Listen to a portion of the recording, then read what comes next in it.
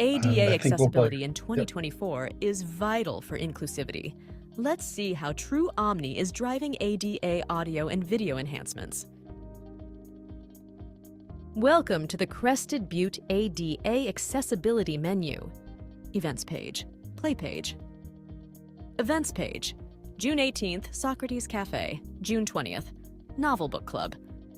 Novelty Book Club, June 20th. Send to email, send to phone, add to favorites, or click down to hear more details.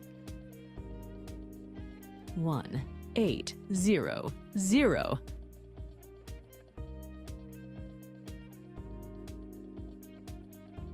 Return to home by pushing left keypad. Play page, June 21st, Majestic Theater. Majestic Theater. Send to email, send to phone, add to favorites, or press down to hear more details. 1800.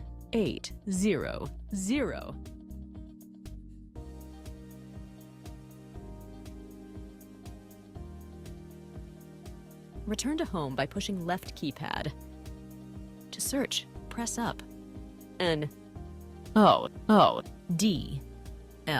To submit, hit up arrow.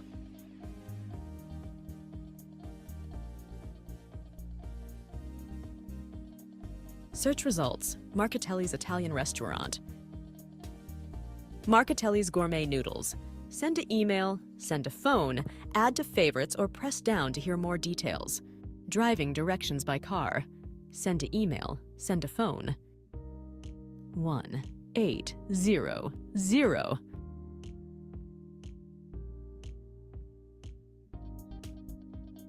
This is a short demonstration on how the ADA functionality works on all True Omni kiosks. Whether it is guest check-in or visitor engagement, drive your accessibility through True Omni innovative and inclusive options.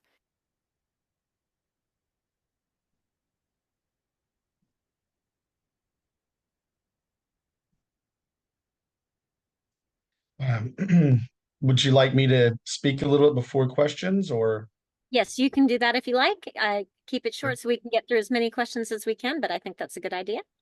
Sure. And I do have a short little deck I can show if we have time, but ultimately, the video you saw was our first implementation or first design, at least for state of Colorado and Crested Butte, which now is requiring mandatory seeing impaired type of services in public terminals. I think this will continue to probably become a federal mandate, but within the platform, and so just so you understand what True Omni does, it is based on a software platform that in essence pulls in all types of content, maybe even a lot of the solutions you've seen today. It centralizes those and pushes those out across to any device. And then utilizing AI or other features, we can have voice activation, voice navigation, and a lot of other tools all the way down to sensory and other types of tools for ADA. And so we're really on a mission to provide a next level of interactive engagement experience in any type of high traffic area, hotel check-ins, things like that. Fantastic. Okay, let's move on to our judges' questions. Judges, make sure that your cameras are on and raise your hand when you have a question. All right, let's start with Jake. Yes, hi, Doug. So, Doug, where do you see, so how many welcome centers and visitor centers? This is where I see the application immediately. How many of the visitor centers and welcome centers have kiosks already in terms of destinations? Do you have that data? Would say right now, I mean, we're in the process of about 5 state implementations. We have about 500 devices, kiosks, and interactive screens across. Well, many of them, I'd say about 80% are visitor centers. Airports are obviously growing. Convention centers like in Anaheim, et cetera, are other examples. So I would say, a high percentage right now are visitor centers or some sort of a public transportation area. And what is the cost basically to include these features in already existing visitor center kiosks? Yeah, so you can implement the ADA module, assuming that the hardware is compatible, say, with the ability to add in a piece of hardware, which is that module you see with the keypad. If the hardware is able to accept that, you're looking around $2,500 for the software and hardware, and then we charge a monthly fee for management of that access. Wonderful question. Great response. Okay, we have 3 minutes left. Do we have any other questions from our judges? Oh, there we go. Liv, go ahead. Hi, thanks for the presentation. I was just wondering what kind of user tests you've conducted. I'm sure there's a bit of UX involved in this, and what feedback you've received on this iteration.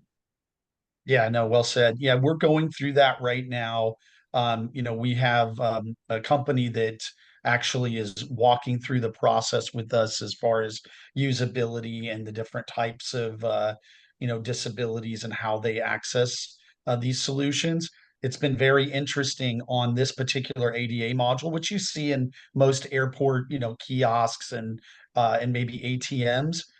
Most of them are not actually working properly. They actually are poorly built. I told my team, oh, should take about 2 or 3 hours to find the code. It's got to be out there. Everybody's been doing this for years. And actually, it's again poorly designed, poorly built. So we've had to literally rebuild it from scratch, and really get into the fact that we're going to have to go through these processes to really make the best, most accessible kiosks out there. Thanks. Yeah.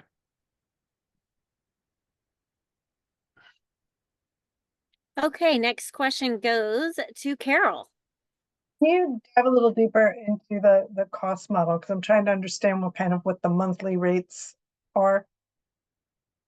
Yeah, sure. Sorry, go ahead, Carol. Sorry. No, just how you're calculating it, how you're Yeah. So there's different scenarios here. If there's existing hardware that's out there and they want to convert it, it really just depends on the kind of hardware that they have. Again, if there's going to be an actual piece of hardware added to it. If it will accept it, then of course there's the cost and margin based on the hardware, which is usually between 30 and 40%. Software, once it's built, of course, there's high margin and kind of re-articulating the software into these different environments, but they can be complex. So it really depends on the industry. For travel and tourism and hospitality and retail, those are our core markets right now. So, anything on beyond that would probably require custom development. But ultimately, that's if they have hardware. If they don't, then we usually package hardware into a setup fee, which ranges from about 4,000 plus whatever modules you activate. And then plus a monthly fee, which can range from 25 to a couple $100 per month. You're welcome. Wonderful, wonderful. Do we have one last question? We're very tight on time, but if there's a quick one, we can do that. Let's go ahead with Chris. Thanks, Christy. Hi, Douglas. Great job and congrats. The quick question on the content that is in these kiosks or other platforms.